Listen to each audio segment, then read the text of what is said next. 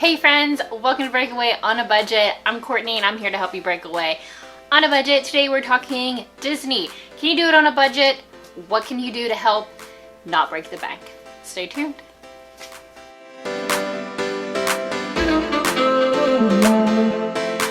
Hey gang, welcome back. I'm so glad you're here. If you're new here, hello, welcome. I'm so glad to have you. I'm here to help people get away on a budget. Whether that is extremely cheap, kind of cheap, or you're looking for a bargain deal. Today I'm going to be talking about Disney. Now, I hesitated to do this because Disney is expensive. I am a budget channel, but we do Disney as cheaply as possible, and we have gone quite a few times. So I wanted to share what we do to help you plan for your first Disney trip or your next Disney trip. Have you guys been? Let me know. What do you do to save money for Disney? So my first thing when we're looking to stay at Disney is hotel prices. Hotel prices are outrageous during the season for Disney. I will go to an off-site hotel. Some of them have transportation if you have a car. Some of them have free parking. A lot of them have free breakfast. That being said, my first choice is always a Disney hotel. I do check the prices for the hotel, and if they're about equal staying off-site to on-site, I will book an on-site hotel. Big thing to me is transportation to the park. We can get an equivalent hotel on site. It's so much easier for me to meet my family at the park. You do get free parking at the theme parks if you do pay to park at your resort. So you do have that in your favor. You don't have to pay to park two different places.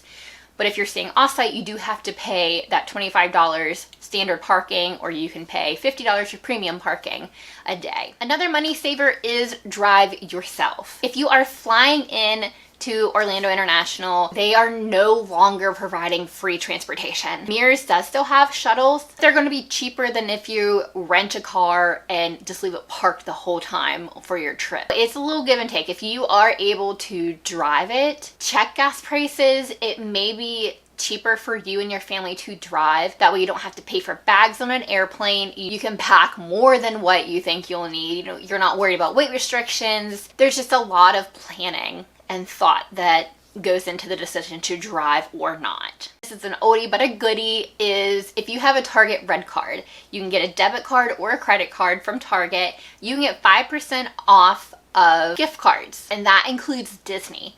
So Sam's Club has discounts, Costco, I know. Do utilize that. Every time you go to the grocery store, we grab a $25 gift card. We work it into a grocery budget. We work it into our Target run. And if our grocery store is offering 4 times the fuel points, we're always getting those gift cards, especially with how high gas prices are right now.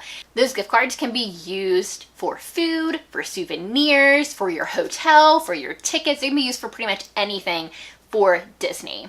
And you don't have to take all of those gift cards and have a million $25 gift cards. You can go to DisneyGiftCard.com. You can combine all of your gift cards together on one gift card up to $1,000. This is great if you end up losing a gift card that has all your money on it and you can't find it. Just go to your nearest store around you, or if you're at Disney, one of the stores, get a gift card there, put a couple dollars on it, and you can then transfer from the DisneyGiftCard.com website onto your physical gift card. A really good way to make sure you have a backup plan in place. Another way is a Disney redemption card. I'm going to put a disclaimer on this tip. I am not encouraging credit card use. I am not discouraging credit card use. We have a Disney gift card through Chase.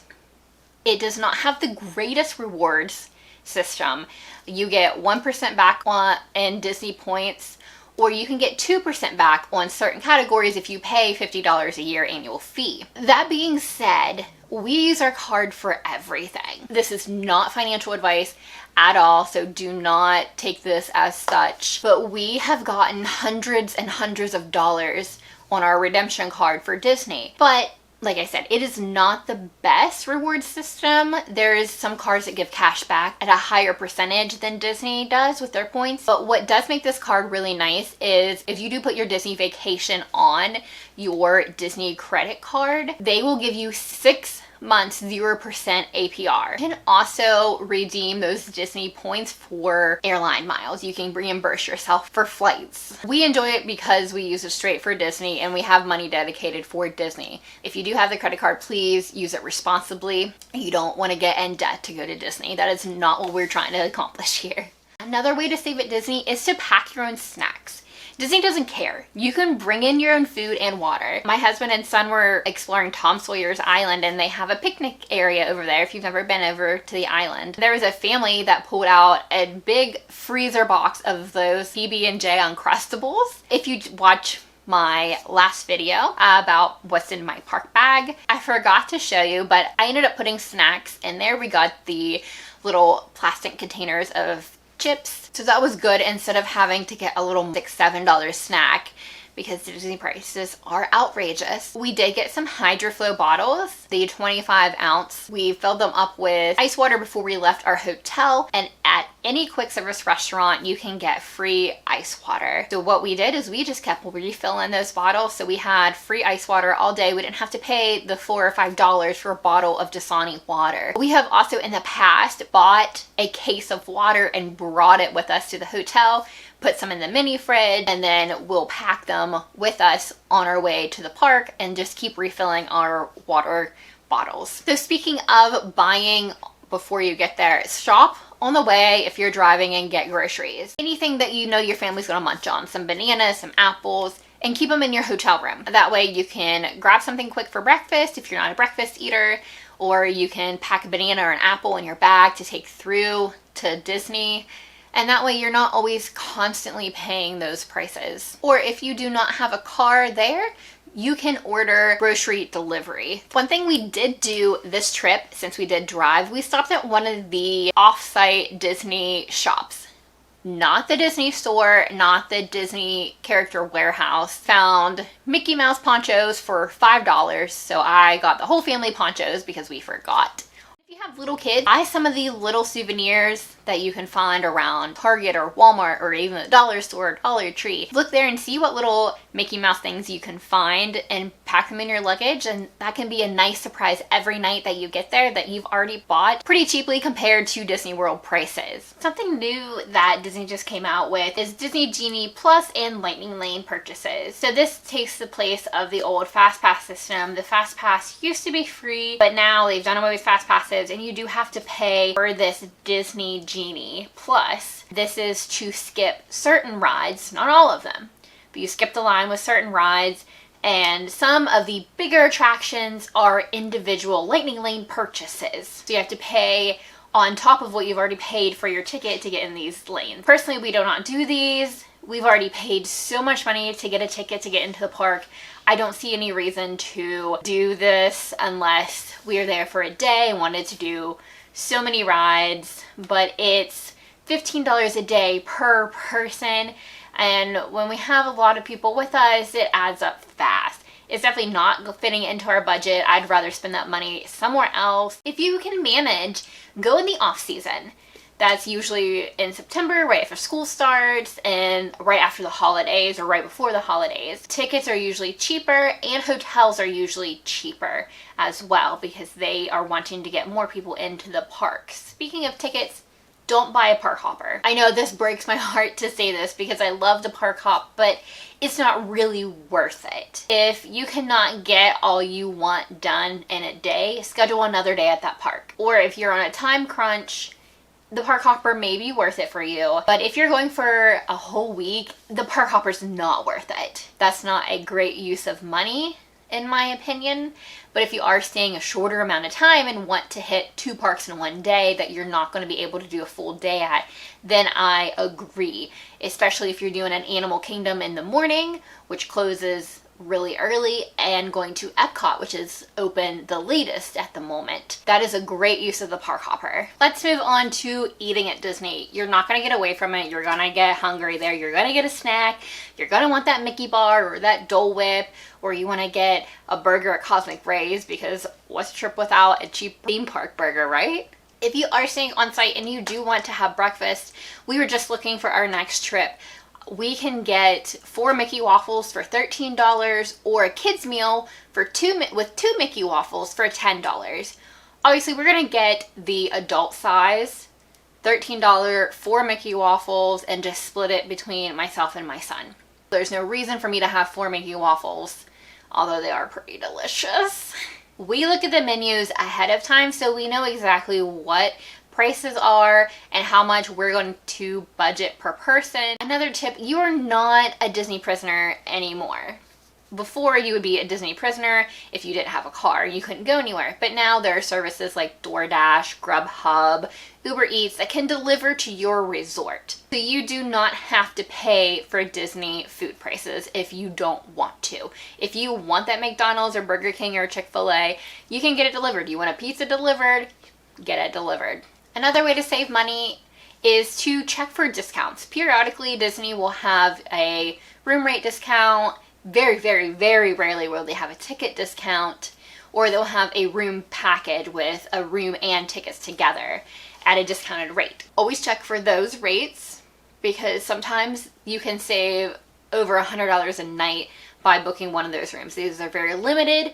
Another option is if you're going with a large group, see if anyone in your group either A, has an annual pass, or B, will be willing to purchase an annual pass.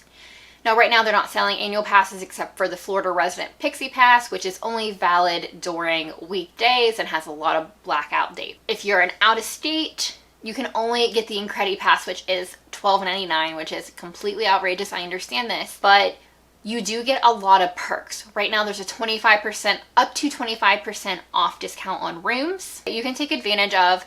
An annual pass holder can book either 2 or 3 rooms. I'm not sure on that. Do not quote me. I believe you can book more than just 1 room with the annual pass holder discount. Annual pass holders get discount on merchandise and food locations on different places. And even at good neighbor hotels, like the Holiday Inn at Disney Springs, you get free parking and 15% off the room rate. That is definitely a math question for you and a personal preference, but it is an option to save if you do come to Disney or lot or coming with a large group of people. Another option is you can rent DVC points. Now, DVC is Disney Vacation Club. They are villas. They're either a studio, 1 bedroom, 2 bedroom, 3 bedroom. They have some bungalows. They have some cabins, but it is cheaper to rent points. This is basically someone who is a Disney Vacation Club member that is not going to use their points and they are selling them. Basically, it's a timeshare and they're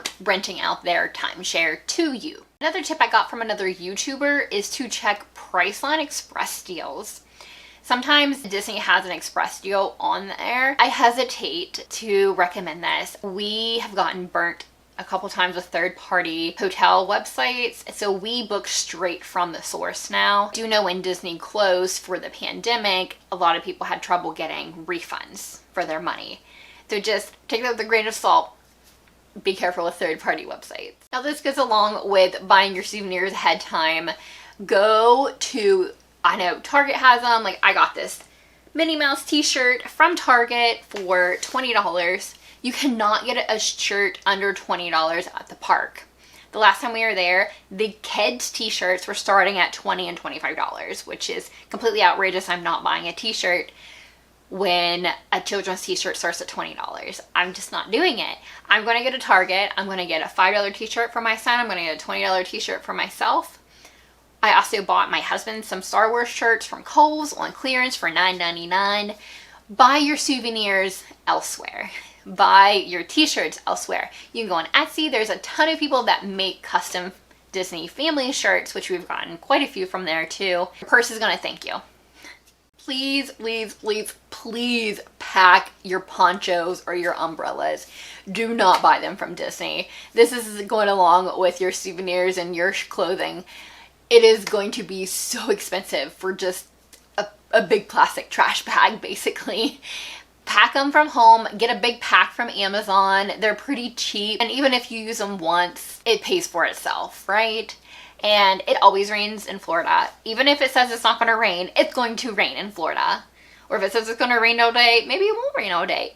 It changes its mind all the time. Just know it's going to rain at least once during your trip. It's better to be prepared for it and not get caught in the rain than if you are caught in the rain and you have to buy an umbrella or a poncho from Disney. This is a big one. This is a huge money saver. If you have kids under 3, 2 years and younger, they get in for free. They don't have to buy a ticket. They don't have to get on the meal plan when and if it does come back. They don't have to pay for the hotel room. It is such a money saver. We took my son when he was 2.5. Be sure to take advantage of that. There are a lot of baby centers, so if you do need to nurse or take a break to feed, or if you do have some hungry kids, or if you just need some quiet time or a downtime, they do have those baby centers in every park. They are fully equipped. If you forget some formula, if you forget baby food, they do have it there. You forget diapers, they have them there. Disney is completely prepared for younger kids. If at all possible, bring your own stroller. The Disney strollers are so uncomfortable. You can also rent from a couple different stroller places there if you want to rent a nicer stroller. I got one for $25 at an auction, and my mother-in-law found one at a yard sale that we've taken. So I don't care if we fly with it. It does fly free. I don't care if we fly with it, and even if it gets lost, oh well, I'm out $25. Does anybody use rebate websites like Rakuten, which used to be Ebates, or do you do Ibotta? If you do use those, or if you have no idea what they are, look into them. They're completely free. You give money back for shopping on certain websites or buying certain items and redeeming your receipt. They are 100% legit. I've done it. I've saved hundreds of dollars this way. And this is I just put it in my PayPal account and I rack it up and I save it until we go to Disney and then I cash out. The same with actual cash. If you use actual cash instead of your credit or debit card, you get all that loose change. You throw it in your car, you throw it on your dresser, put it away, save it, wrap your coins and cash them in. You'll be amazed at how much little money you will save that way. It won't be a ton of money. It'd be $30, $40, $50, but that's $30, $40, $50 you didn't have to spend at Disney, and now you do. If you've never been to Disney, they have something called a magic band. A magic band is just what it sounds like. It's a wristband that you can connect to your hotel reservation. You can charge things to your hotel room. You can use it to get into the park. And it's just an overall easier way of doing things. Skip the magic band. You don't need them. They give you a key to the world now, which is just a plastic card you can use for everything. And when you're in the parks, you can use cash or you can use credit. The magic bands used to be free. If you stayed at the hotel at Disney, they are no longer free. They are discounted, but they're not free. You don't need them unless it's something that you want and you are budgeting for your souvenir as part of that. So I should have mentioned this when we were talking about food, but if you guys like popcorn, even just a little bit, get a popcorn bucket. This is by far the best use of your money for snacks. The way my son goes through popcorn, we get 2 and 3 refills a day. If you have a hotel reward system, the Swan and Dolphin, they are not Disney specific hotels, but they are on Disney property. You can literally walk next door from the boardwalk or the beach club or the yacht club to the Swan and Dolphin. These are owned by Marriott. Those are actually on Disney property.